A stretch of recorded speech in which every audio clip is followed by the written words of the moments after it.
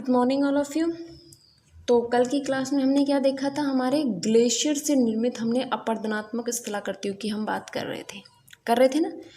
उसी में आगे हमने लास्ट में क्या पढ़ा था, लास्ट में हमने हॉर्न तक पढ़ लिया था कि लास्ट में जो है वो इस तरीके से है कि कांटेदार उधर ऊपर की साइड जो है पीक बन जाती है, उसको हमने क्या कह दिया था, हॉर्न कह दिया था। अब जो नेक्स्ट हमारी स्थलाकृति आती है वो भेड़ पीठ शिला। अभी तक हम अपरदनात्मक स्थलाकृतियाँ ही पढ़ रहे हैं। भेड़ पीठ शिला, इसको अगर हम देखें तो एक फिनलैंड के भूआकृतिक थे। कौन से? फिनलैंड के एक भूआकृति विज्ञानी थे जिसका नाम था क्या, सासर। इन्होंने जो कहा कि भेड़ पीठ शिला जो होती है, इसी को इन्होंने नाम दे दिया रोसमोटाने। ठीक। भेड़ पीठ शिला जो एक स्थलाकृति बनेगी, भेड़ की पीठ की तरह जो दिखाई देगी। फिनलैंड के विद्वान हुए सासर, उन्होंने इसे रोसमोटाने का नाम दे दिया। देखिए इसमें क्या होता है, मान लीजिए ये एक ग्लेशियर वाला भाग है और जैसे कि सरकते हुआ जब ग्लेशियर जा रहा है तो उसके बीच में जो है इस प्रकार की स्थलाकृति हमें दिखाई दे। मान लीजिए ये एक कठोर शैल है, यहाँ से क्या हुआ, अपघर्षण की क्रिया हो रही है। अपघर्षण यहाँ पर तीव्र है, तो यहाँ पर क्या है, यहाँ पर मंद ढाल है। और क्योंकि यहाँ पर क्या हुआ, देखो इस वाली स्थलाकृति से हमने बात करी थी कि इसमें ग्लेशियर में कौन सी क्रिया होती है, उत्पाटन की क्रिया हुई, और यहाँ पर ढाल जो हुआ वो तीव्र ढाल हुआ। और ये हमें कैसे दिखाई दे रहा है, जैसे भेड़ की पीठ की तरह हमें दिखाई दे रहा है। देखिए जब ग्लेशियर सरकता हुआ जा रहा है, ठीक है, उसके बीच में एक कठोर शैल आ जाती है, यानी चट्टान आ जाती है, और उस चट्टान के ऊपर ग्लेशियर जो है इस प्रकार से इधर की साइड चढ़ता है, तो तीव्र ढाल नहीं, मंद ढाल होगा और यहाँ पर अपघर्षण की क्रिया होगी। जब ये ऊपर पहुँचेगा तो यहाँ पर चट्टानों में से जो कमज़ोर चट्टान होगी उसमें तो उत्पाटन की क्रिया होगी और उसको उखाड़ कर वो दूसरे स्थान पर फेंक देगा। जब ये प्रोसेस होगा और ग्लेशियर नीचे आएगा तो ये क्योंकि तीव्र ढाल होगा, इस तरीके से ढाल है तो तीव्र ढाल बनेगा, तो इसको इन्होंने विद्वानों ने क्या कहा, भेड़ पीठ शिला का नाम दे दिया। ठीक है, ये संरचना समझ में आई। दूसरी संरचना अगर हम बात करें, हमने नदियों में बात करी थी, नदियों में किसकी, मोनोडोनोक, याद है आप लोगों को? मोनोडोनोक, जो लास्ट में अवशिष्ट पहाड़ियाँ बच जाती हैं उनको हम क्या कहते हैं, मोनोडोनोक। पवन वाले भागों में हमने बात की थी, एक इंसेलबर्ग की बात की थी ना, इंसेलबर्ग नामक उनकी, तो इंसेलबर्ग शुष्क मरुस्थल के वाले क्षेत्र में अवशिष्ट पहाड़ियाँ होती थी। उसी प्रकार से ग्लेशियर के अंदर जो अवशिष्ट पहाड़ियाँ बच जाती हैं, उन अवशिष्ट पहाड़ियों को क्या कहते हैं हम, नुनाटक। जो ग्लेशियर वाला जो भाग है उसमें जब अवशिष्ट पहाड़ियाँ इस रूप में हमें मिल जाए तो उनको हम नुनाटक के नाम से जानते हैं। जैसे कि हम लोगों ने नदी के द्वारा मोनोडोनोक, और जो हमारा वो था कौन सा, शुष्क जो पवनों के द्वारा देखी थी उसमें इंसेलबर्ग, और ग्लेशियर में हम इनको देखेंगे नुनाटक। इस प्रकार के कंपैरिजन बहुत बार क्वेश्चन में आ जाते हैं। ठीक, इतनी चीज़ समझ में आई। अब हम बात करेंगे तीसरी, इसमें हिमसोपान। हमने याद होगा तो एक स्थलाकृति पढ़ी थी, नदी सोपानी क्रम, उसमें कैसे संरचना बन रही थी, ऐसे बनी थी ना सीढ़ियों की तरह। उसी प्रकार की सेम संरचना हिमसोपान में बनेगी, लेकिन क्योंकि वो नदी से बनी थी और ये बर्फ से बनेगी, ग्लेशियर से बनेगी ना।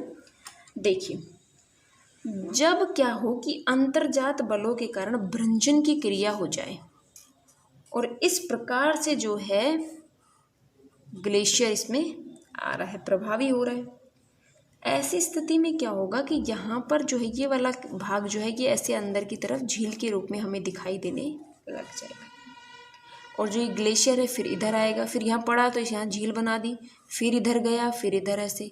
तो इस प्रकार से जो संरचना बनी इसको हमने हिमसोपान का नाम दे दिया। इसी को पैटर्नोस्टर भी कहते हैं, सॉरी इसको हिमसोपान या दैत्याकार भी कहते हैं।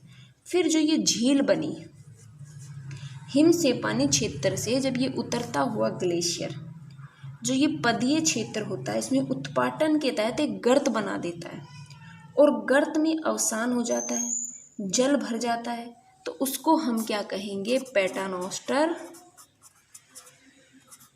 पैटर्नोस्टर झील या लेक।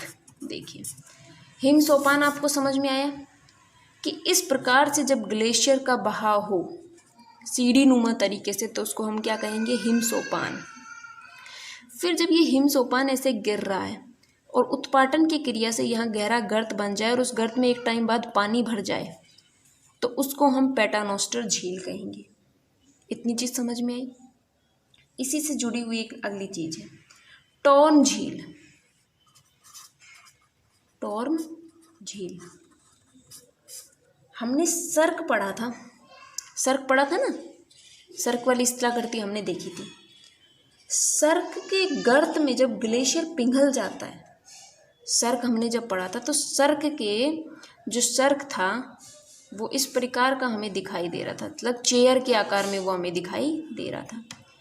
जब इस सर्क के अंदर ग्लेशियर पिघलने के बाद इसके अंदर भी एक गर्त बन जाता है, यहाँ पर उत्पाटन की क्रिया से एक गर्त बना और इस झील के अंदर जब पानी भर गया और ये झील रह गई, तो इसको हमने क्या कह दिया? टॉर्न झील। इतनी चीज़ समझ में आई। फिर इसके अंदर एक और स्थलाकृति आती है हमारी, कौन सी? फियोर्ड तट। फियोर्ड तट जो सागरीय तटीय रेखा के लंबवत या समकोण पर कटी फटी आकृति में, या फिर कहें कि हम तट जो है हमारा, जैसे मान लीजिए ये सागर है, एक सागर का पानी है, और जो ये तट है ये इस प्रकार से कटा फटा है, तो उसको हम फियोर्ड तट कहते हैं। इतनी चीज़ देखिए भाई आप लोग। कल तक की स्थलाकृतियाँ आपको सारी समझ में आ गई होंगी, नहीं आई हैं तो आप लोग पूछ लेना। उसी से आगे हम बात कर रहे थे कि हमें अभी हमारी अपरदनात्मक ही चल रही थी। भेड़ पीठ शिला जो भेड़ की पीठ की तरह हमें दिखाई देती है, इसमें क्या हुआ कि इधर की साइड मान लीजिए ग्लेशियर का सरक रहा है, ग्लेशियर बीच में कठोर चट्टान आ गई, तो वहाँ से जो है ग्लेशियर उसके ऊपर चढ़ेगा, तो वो मंद ढाल होगा, धीरे धीरे चढ़ेगा ऊपर, तो ये अपघर्षण की क्रिया करता हुआ चलेगा। फिर यहाँ पर आया और उत्पाटन की क्रिया की और ये तीव्र ढाल बनाते हुए नीचे आ गया, तो इस प्रकार की जो संरचना बनी वो भेड़ पीठ शिला कहलाया। ठीक है। फिर हम बात करें कि यहाँ पर कुछ ग्लेशियर के अंदर अवशिष्ट पहाड़ियाँ पाई जाती हैं, उनको क्या नाम दे दिया? नुनाटक। फिर हमने बात की हिमसोपान की, कि जब ग्लेशियर ऐसे सीढ़ी नुमा आकृति में चलता है तो उसको हम हिमसोपान कहते हैं, और जब इसी हिमसोपान के यहाँ पर ऐसे झील के रूप में बन जाते हैं उत्पाटन क्रिया के द्वारा, तो उसको पैटर्नोस्टर झील कहते हैं। टॉर्न झील क्या थी? जो हमारा सर्क हमने पढ़ा था कल की क्लास में, जो हमारा सर्क था उसके अंदर जब उत्पाटन की क्रिया से ऐसे झील बन जाए तो उसको टॉर्न झील कहेंगे। और जब सागर है मान लीजिए, और सागर का जो तट है वो बहुत कटा फटा हमें दिखाई दे रहा है, तो उसको हम फियोर्ड तट कहेंगे। इतनी चीज़ों में आप लोगों को कोई दिक्कत हो तो आप लोग पूछ लेना, ठीक है। नेक्स्ट अब हम अपना स्टार्ट करते हैं, कौन सी? हमारी ग्लेशियर द्वारा निक्षेपित स्थलाकृतियाँ, जो निक्षेपणात्मक स्थलाकृतियाँ बनेंगी वो कौन सी? निक्षेपणात्मक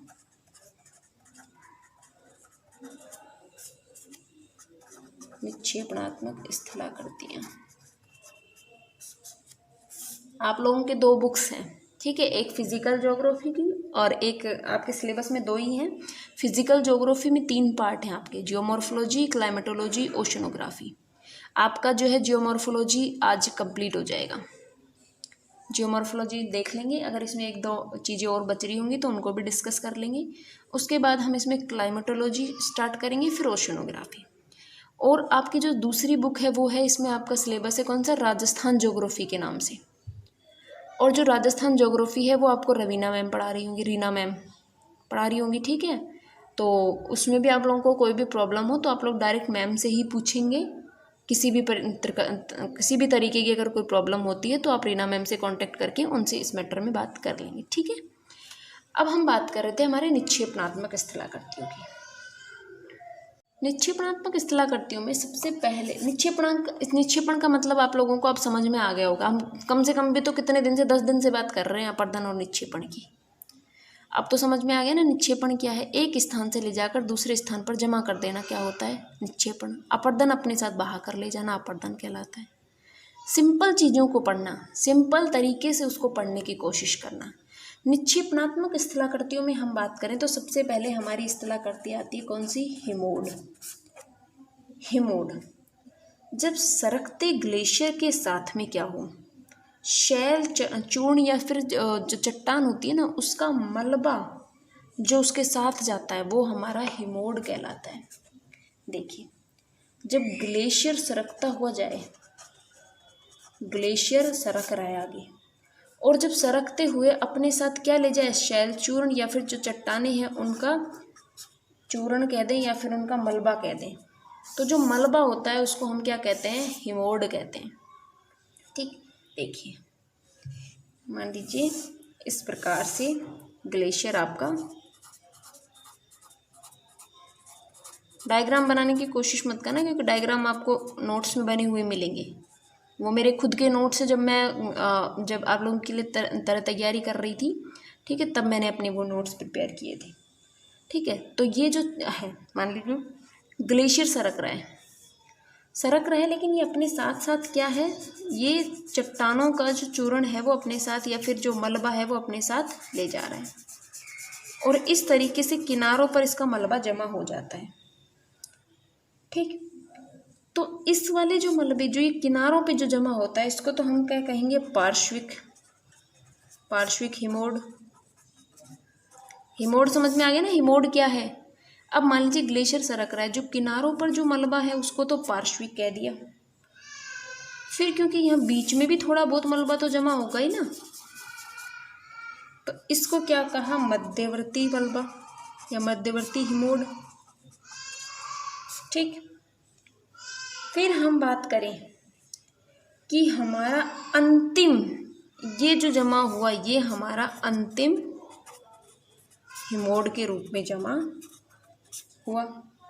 ठीक, इतनी चीज़ समझ में आई। हिमोड का मतलब क्या होता है, हिमोड के रूप किस प्रकार से उसका जमाव हम यहाँ पर देख रहे थे। ठीक, इसके बाद हमारी एक स्थलाकृतियाँ अब इसमें आती हैं, कौन सी, हिमोड हो गया ना।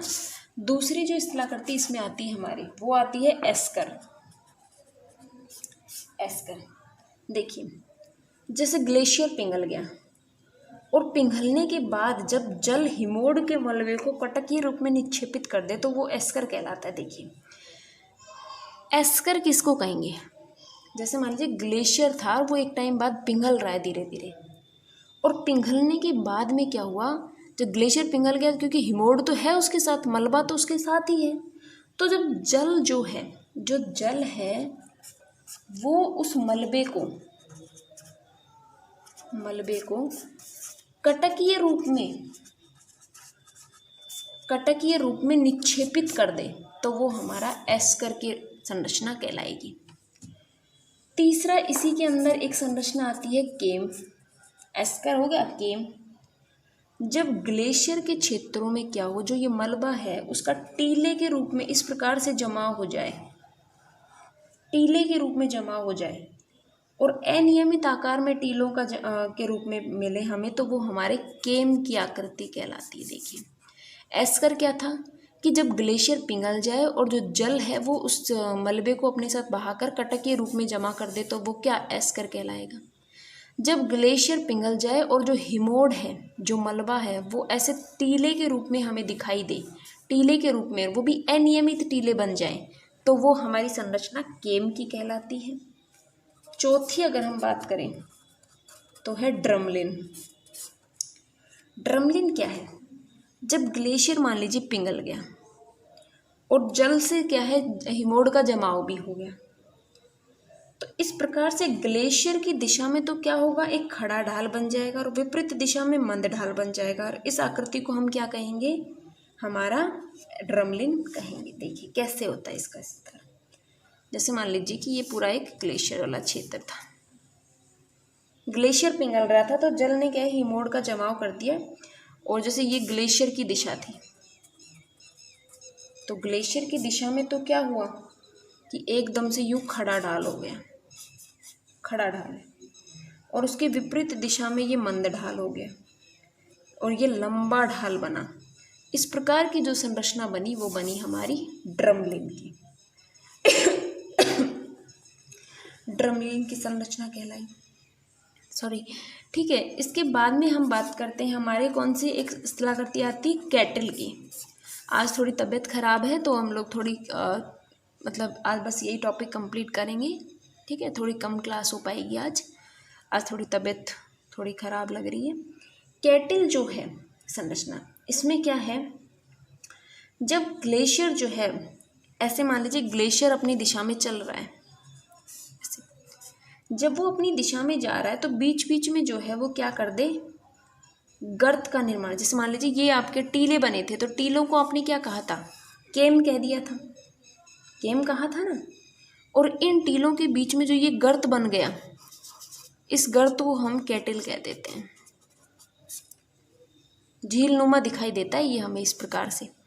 मान लीजिए ये केम है, ये हमारे क्या हुए, केम हो गए, और यहाँ पर जो ये बन गया, जो गर्त बन गया, ये हमारा कैटल कहलाया।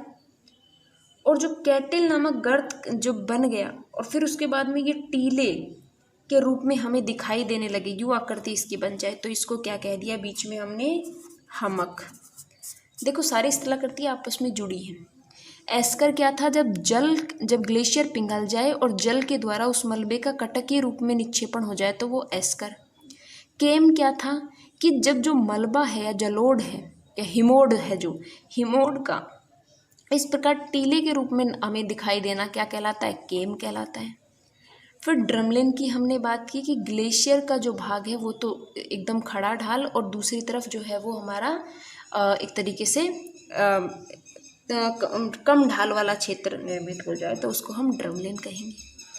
अब बात कर रहे थे हम कैटल की। हमने बात की कि हमक में टीले के रूप में हमें दिखाई देते हैं, तो बीच में जो ये झीलनुमा आकृति बनी और इसमें जब पानी भर गया तो उसको हमने कैटल कह दिया। और इसी कैटल का जब विस्तार होकर इस प्रकार की संरचना बन गई तो उसको हमने हमक नाम दे दिया, ठीक है। अब इसमें एक स्थलाकृति और आती है आपकी, वो है आउटवॉश प्लेन।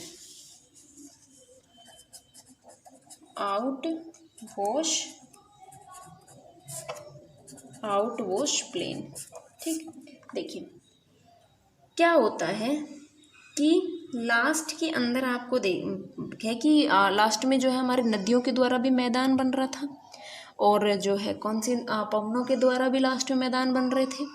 तो ये जो ग्लेशियर है इसके द्वारा जब समतल मैदान बनेगा, लास्ट में जब समतल मैदान बनता है तो उसको हम आउटवॉश प्लेन कहते हैं।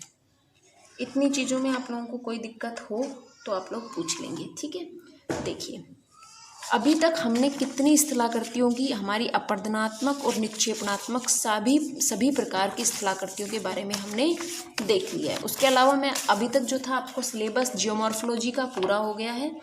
उसके अलावा मैं एक बार देख लूँगी अगर कोई टॉपिक बीच में छूट गया होगा, शायद एक टॉपिक आपका छूट रहा है अभी। अगर टॉपिक छूट रहा होगा तो हम कल से अपना वो टॉपिक स्टार्ट कर लेंगे, ठीक है। आज के लिए बस इतना ही, धन्यवाद।